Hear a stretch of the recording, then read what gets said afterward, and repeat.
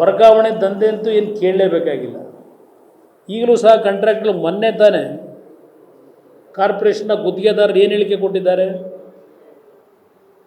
3-4 ದಿವಸದಿಂದ.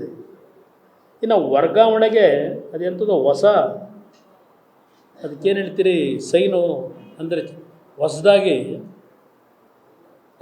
ಸನ್ನೆ ಅಂತ ಕರಿತೀರೋ ಏನಂತ ಕರಿತೀರಿ ಅದಕ್ಕೆ, ಆ ಸಿಂಬಲ್ಲು ವರ್ಗಾವಣೆಗೆ ಅದೆಂಥದ್ದು CRS ಫಂಡ್ ಇತ್ತಲ್ಲ, CRS ಫಂಡನ್ನು ವರ್ಗಾವಣೆಗೆ ಸಿಂಬಲ್ ಆಗಿ ಇಟ್ಕೊಂಡ್ರು ಸನ್ನೆ ಕೊಡೋದಕ್ಕೆ. ವರ್ಗಾವಣೆ CSR ಫಂಡ್ನ ಯಾವ ರೀತಿ ಆ CSR ಹೆಸರು ಹೇಳಿ ವರ್ಗಾವಣೆಗೆ ಮಾಹಿತಿಗಳನ್ನು ಸಂಗ್ರಹ ಮಾಡಬೇಕು ಅಂತಕ್ಕಂಥದ್ದಕ್ಕೂ ಒಂದು ಹೊಸ ಸಾಧನೆ ಮಾಡ್ಕೊಂಡ್ರು. ಅಪಾಯ ಅಂತ ಹೇಳಿದ್ದೀಯಲ್ಲ, ಅದು ಒಂದು ದೊಡ್ಡ ಸಾಧನೆ. ಈ ಸರ್ಕಾರ ಮಾಡಿದ್ದು ಈ ರೀತಿಯ ಸಾಧನೆಗಳು ಬಿಟ್ಟರೆ ನಾಡಿನ ಜನತೆಯ ಬದುಕಿನ ಜೊತೆ ಚೆಲ್ಲಾಟ ಆಡಿದ್ದಾರೆ. ಹಲವಾರು ಕಡೆ ಮನೆಗಳು ಕುಸಿದು ಬಿದ್ದಿದೆ. ಕೆಲವು ಕಡೆ ಕಾರ್ಪೊರೇಷನ್ ಮನೆಗಳು, ನಿಮ್ಮ ಬಹು ಅಂತಸ್ತಿನ ಮನೆಗಳನ್ನು ಕಟ್ಟಿ 2-3 ದಿವಸದಿಂದ ಯಾವುದೋ ಚಾನಲ್ಗಳಲ್ಲಿ ಹೊಡಿತಾ ಇದ್ದೀರಿ, ಮೇಲ್ಗಡೆಯಿಂದ ನೀರು ಸುರಿತಾ ಇರೋದು.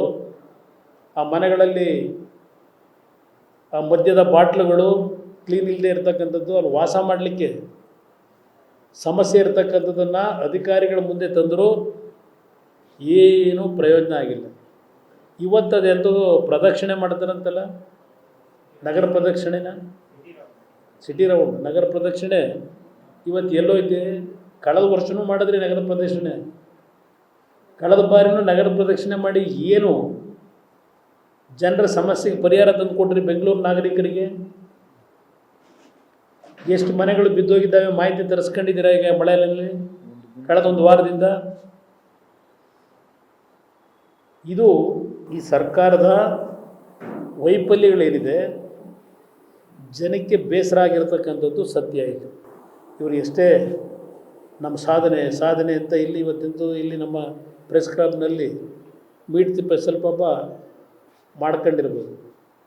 ಯಾಕೋ ಈ ಪೆನ್ ಡ್ರೈವ್ ಸಾಧನೆ ಒಂದು ಹೇಳಲಿಲ್ಲ. ಪೆನ್ ಡ್ರೈವ್ ಸಾಧನೆ ನಾನು ಹೇಳ್ಬೋದು ಇವತ್ತು ಅಂತ ಅಂದ್ಕೊಂಡಿದ್ದೆ. ರಾಜ್ಯದಲ್ಲಿ ಅತ್ಯಂತ ವಿದ್ಯುತ್ ಸಂಚಲನವನ್ನು ಮೂಡಿಸಿರ್ತಕ್ಕಂಥ ವಿಶ್ವದಾದ್ಯಂತ ಆ ಒಂದು ವಿಷಯದ ಬಗ್ಗೆ ಏನು ಈ ಸರ್ಕಾರ ಕ್ರಮ ತೆಗೆದುಕೊಂಡಿದೆ ಅಂತಕ್ಕಂಥ ಮಾಹಿತಿನಾದರೂ ಇಡ್ತಾರೇನೋ ಅಂತ ಅಂದ್ಕೊಂಡಿದ್ದೆ ನಾನು. ವಿದ್ಯುತ್ ಸಂಚಾರ ಆಗೋಯ್ತು ಎಲ್ಲ ಕಡೆ ಸಂಚಲನ.